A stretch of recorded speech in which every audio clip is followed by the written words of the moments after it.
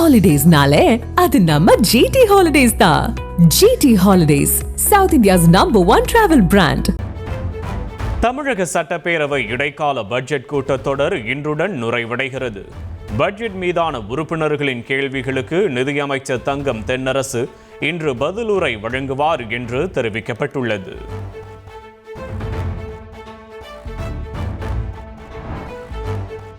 NEET தேர்வை ரத்து செய்ய மத்திய அரசு முன்வருமா என்று சட்டப்பேரவையில் பாஜக மாநில தலைவர் நயினார் நாகேந்திரனிடம் முதலமைச்சர் ஸ்டாலின் கேள்வி எழுப்பினார். ஒவ்வொரு குடும்பத்திற்கும் 15 லட்சம் ரூபாய் தருவதாக சொன்னது என்னாச்சு என்றும் அவர் கேள்வி எழுப்பியுள்ளார்.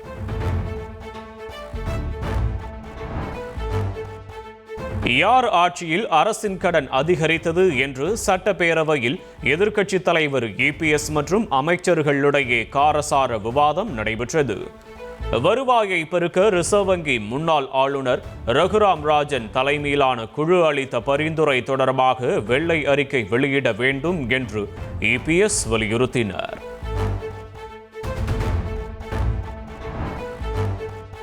கட்சி தொடங்கி 20 ஆண்டுகளில் முதல் முறையாக திமுக கூட்டணியில் இணைந்துள்ளது தேமுதிக. சென்னை அண்ணா அறிவாலயத்தில் திமுக தலைவர் ஸ்டாலினை நேரில் சந்தித்து தேமுதிக பொதுச் செயலாளர் பிரேமலதா கூட்டணியை உறுதி செய்தார்.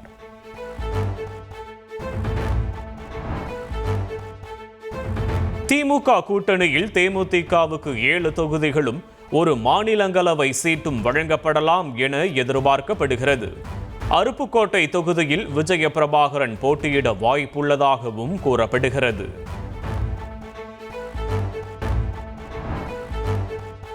இரண்டாயிரத்து 16 திமுகவுடன் கூட்டணி அமைக்க விஜயகாந்த் விரும்பியதாக தேமுதிக பொதுச் செயலாளர் பிரேமலதா தெரிவித்துள்ளார். 10 ஆண்டுகளுக்கு பின்னர் பழம் நழுவி தேன் கலந்த பாலில் விழுந்துள்ளதாகவும் அவர் குறிப்பிட்டுள்ளார்.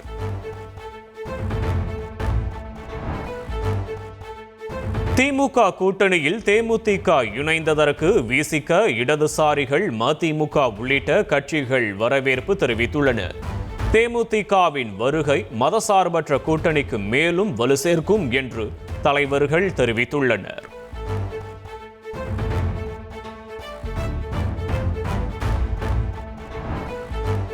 திமுக கூட்டணியில் தேமுதிக இணைந்ததை விஜயகாந்தின் ஆன்மா மன்னிக்காது என்று தமிழக பாஜக கடுமையாக விமர்சித்துள்ளது. எந்த கூட்டணிக்கு செல்ல வேண்டும் என்பது அந்தந்த தலைவர்களின் விருப்பம் என்று எடப்பாடி பழனிசாமி கூறியுள்ளார்.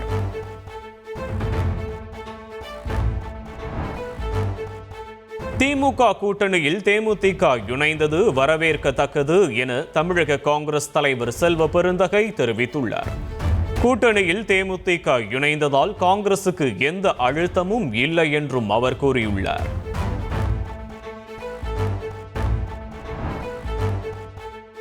வேலூர் மாவட்டம் அகரம்சேரியில் வரும் 23ஆம் தேதி நடைபெறும் தவேக தலைவர் விஜயின் நிர்வாகிகள் சந்திப்பு நிகழ்ச்சியில் 4900 பேருக்கு மட்டுமே அனுமதி. மக்கள் சந்திப்பு நிகழ்ச்சியாக நடத்த திட்டமிடப்பட்ட நிலையில் தவேக நிர்வாகிகளுக்கு மட்டுமே அனுமதி என அறிவிக்கப்பட்டுள்ளது. சட்டப்பேரவை தேர்தலில் போட்டியிட திமுக சார்பில் இன்று முதல் விருப்ப மனு விநியோகம் தொடங்குகிறது. பொது தொகுதியில் போட்டியிட 25,000 ரூபாயும், மகளிர் மற்றும் தனி தொகுதியில் போட்டியிட 15,000 ரூபாயும் விருப்ப மனு கட்டணமாக நிர்ணயிக்கப்பட்டுள்ளது.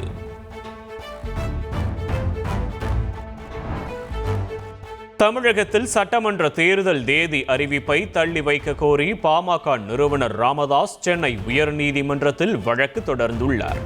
பாமக தலைவராக தம்மை பதிவு செய்யும் வரை தேர்தல் தேதியை அறிவிக்கக்கூடாது என்று கோரியுள்ள அவரது மனு இன்று விசாரணைக்கு வருகிறது.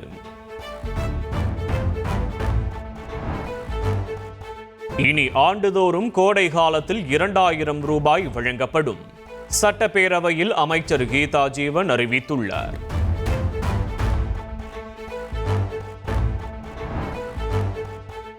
நான் அரசியலில் சந்தோஷமாக இல்லை என்று துரை வைகோ தெரிவித்துள்ளார். சாத்தூர் அருகே நடந்த நிகழ்ச்சியில் பேசிய அவர், ஒவ்வொரு நாளும் நான் சித்திரவதையை அனுபவித்து வருவதாக கண்கலங்கி பேசினார்.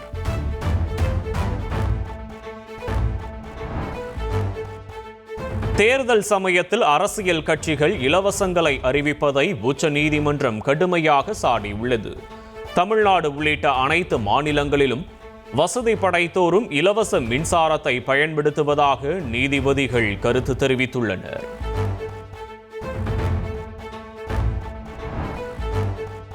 ராமநாதபுரம் மாவட்டத்திலிருந்து மீன்பிடிக்க சென்ற 22 மீனவர்களை இலங்கை கடற்படை கைது செய்துள்ளது. 4 விசைப்படகுகளையும் பறிமுதல் செய்துள்ளதால் மீனவ கிராம மக்கள் அதிர்ச்சி அடைந்துள்ளனர்.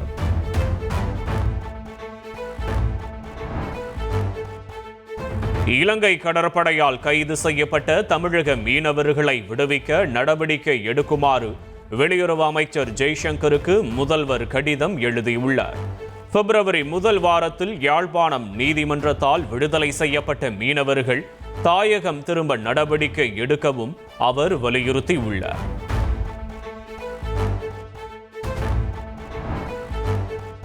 தென்கிழக்கு வங்கக்கடலில் புதிய காற்றழுத்த தாழ்வு பகுதி உருவாக உள்ளதாக வானிலை ஆய்வு மையம் தெரிவித்துள்ளது. குமரி, நெல்லை, தூத்துக்குடி, தென்காசி, விருதுநகர், தேனி ஆகிய மாவட்டங்களில் நாளை இடி மின்னலுடன் பலத்த மழை பெய்யும் என்று எச்சரிக்கை விடுக்கப்பட்டுள்ளது.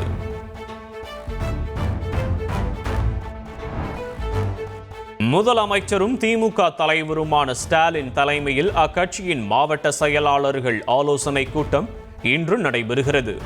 காணொலி வாயிலாக நடைபெறும் கூட்டத்தில் வெல்லும் தமிழ் பெண்கள் என்ற தேர்தல் பரப்புரை குறித்து ஆலோசிக்கப்பட உள்ளது.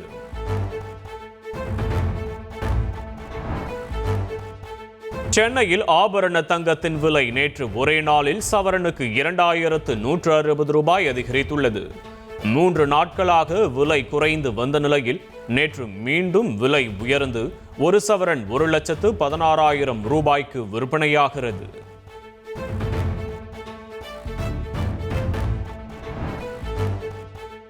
வெள்ளி விலை கிலோவிற்கு 10,000 ரூபாய் அதிகரித்துள்ளது. 1 கிலோ வெள்ளி 2,70,000 ரூபாய்க்கு விற்பனை செய்யப்படுகிறது.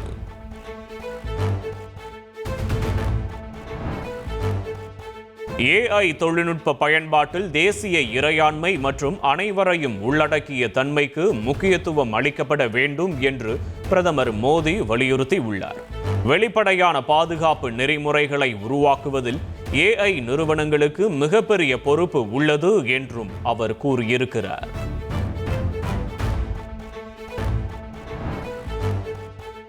AI உச்சி மாநாட்டின் ஒரு பகுதியாக சர்வதேச தலைவர்களுடன் பிரதமர் மோடி தனித்தனியாக கலந்துரையாடினார். இருதரப்பு நல்லுறவு, வர்த்தகம், தொழில்நுட்பம் உள்ளிட்ட பல்வேறு பிரச்சனைகள் குறித்து தலைவர்களுடன் பிரதமர் ஆலோசித்ததாக தெரிவிக்கப்பட்டுள்ளது.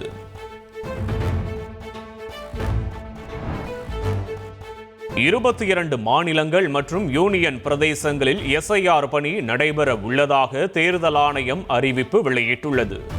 ஏப்ரல் மாதம் முதல் பணிகள் தொடங்கும் என்றும் தெரிவிக்கப்பட்டுள்ளது.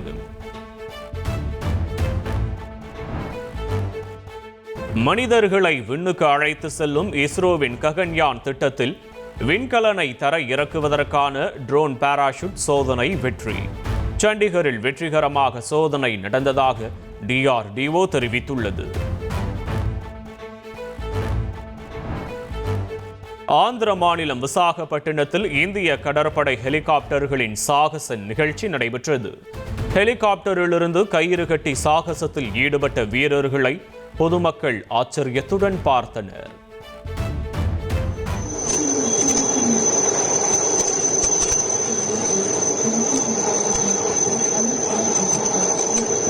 అనుసంధానంగా ఉన్న కమాండోలు నియంత్రణతో పైకి ఎగురుతూ వెళ్తున్నారు.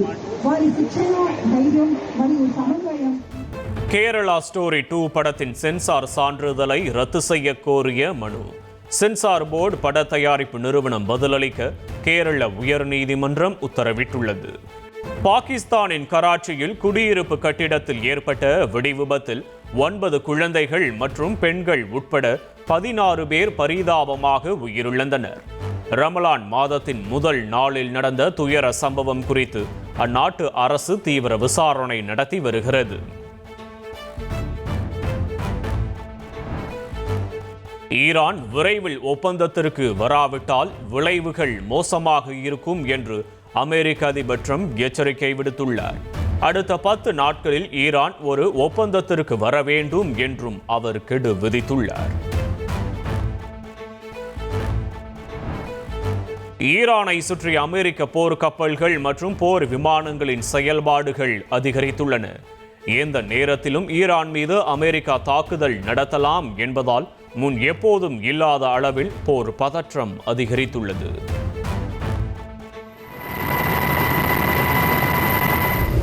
And what, they'll land down here or over here?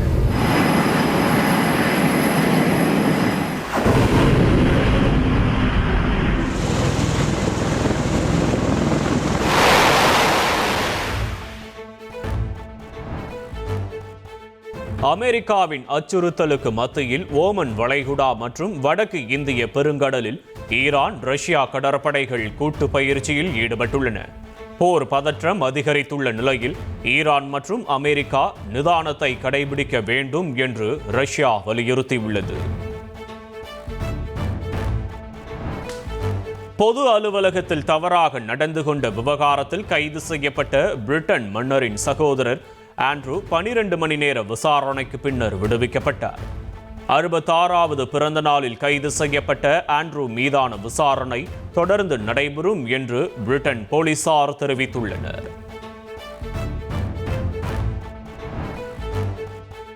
Britain முன்னாள் இளவரசர் ஆண்ட்ரூ கைது செய்யப்பட்ட விவகாரத்தில் சட்டம் தன் கடமையை செய்யும் என்று பிரிட்டன் அரசர் சார்லஸ் தெரிவித்துள்ளார். விசாரணைக்கு முழுமையான ஒத்துழைப்பு வழங்கப்படும் என்றும் அவர் கூறியுள்ளார்.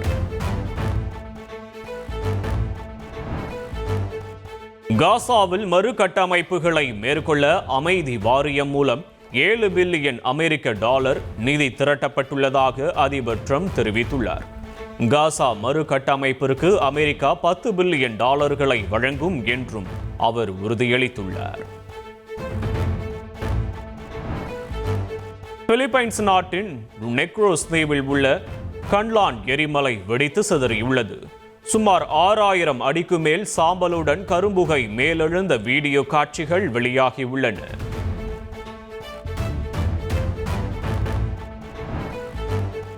அர்ஜென்டினாவில் புதிய தொழிலாளர் சீர்திருத்த சட்டத்தை கண்டித்து ஆயிரக்கணக்கானோர் நாடாளுமன்றத்தை முற்றுகையிட்டு போராட்டத்தில் ஈடுபட்டனர்.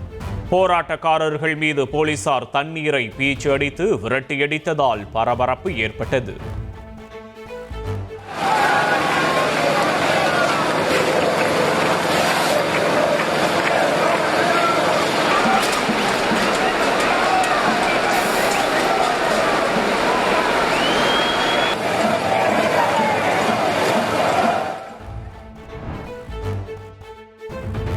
ஜப்பானின் வடக்கு தீவான ஹொக்கைடோவில் வரலாறு காணாத கடும் பனிப்பொழிவால் இயல்பு வாழ்க்கை முடங்கியுள்ளது.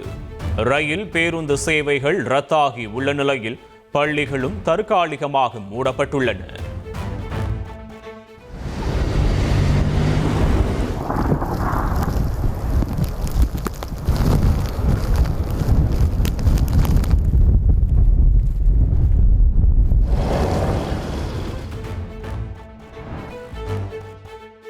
பசிபிக் பெருங்கடலில் 4 டன் கொக்கைன் போதைப் பொருளை ஏற்றி சென்ற நீர்மூழ்கி கப்பலை மெக்சிகோ கடற்படை சிறைபிடித்துள்ளது. சட்டவிரோத கடத்தலில் ஈடுபட்ட 3 பேர் கைது செய்யப்பட்டுள்ளனர். T20 உலகக்கோப்பையில் ஆஸ்திரேலிய அணியை தொடர்ந்து இலங்கையையும் வீழ்த்தி அசத்தியது ஜிம்பாப்வே. 179 ரன்கள் என்ற இலக்கை 19.3 ஓவர்களில் எட்டி ஜிம்பாப்வே அபார வெற்றி பெற்றது. T20 உலகக்கோப்பை கிரிக்கெட் தொடரின் லீக் சுற்று போட்டிகள் இன்றுடன் நிறைவடைகிறது. கடைசி லீக் போட்டியில் ஆறுதல் வெற்றி பெறும் முனைப்புடன் ஓமனை எதிர்கொள்கிறது ஆஸ்திரேலியா. கத்தார் ஓபன் டென்னிஸ் தொடரில் உலகின் முதல் நிலை வீரரான கார்லோஸ் அல்காரஸ் அரையிறுதிக்கு முன்னேறியுள்ளார். தோஹாவில் நடைபெற்ற விறுவிறுப்பான காலிறுதியில் முதல் செட்டை இழந்த அல்காரஸ் பின்னர் மீண்டு வந்து வெற்றி பெற்றார்.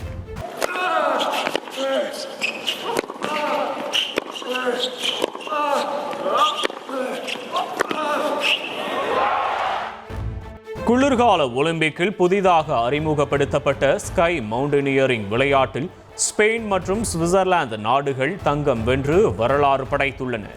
54 ஆண்டுகளுக்கு பிறகு குளிர்கால ஒலிம்பிக்கில் ஸ்பெயினுக்கு முதல் தங்க பதக்கம் கிடைத்துள்ளது. குளிர்கால ஒலிம்பிக்கில் அதிகம் கவனம் ஈர்த்துள்ள கர்லிங் விளையாட்டில் நார்வே, பிரிட்டன் அணிகள் அரையிறுதிக்கு தகுதி பெற்றுள்ளன. முக்கியமான லீக் ஆட்டத்தில் நார்வே அணி கனடாவை 8-6 என்ற கணக்கில் வீழ்த்தி அசத்தியுள்ளது. குளிர்கால ஒலிம்பிக்ஸில் மகளிர் ஐஸ் ஹாக்கி போட்டியில் அமெரிக்க அணி தங்கப் பதக்கத்தை வென்றுள்ளது. விறுவிறுப்பாக நடைபெற்ற இறுதிப் போட்டியில் கனடாவை 2-1 என்ற கோல் கணக்கில் வீழ்த்தி அமெரிக்கா வரலாற்று சாதனை படைத்திருக்கிறது. இத்தாலியின் கோரினாடி ஆம்பெசோ நகரத்தில் திடீரென பனிப்பொழிவு அதிகரித்ததால் இயல்பு வாழ்க்கை பாதிக்கப்பட்டுள்ளது. சாலைகளை பனிக்கட்டிகள் மூடியதால் ஒலிம்பிக் கிராமம் மற்றும் விளையாட்டு மைதானங்களுக்கு போக்குவரத்து துண்டிக்கப்பட்டுள்ளது.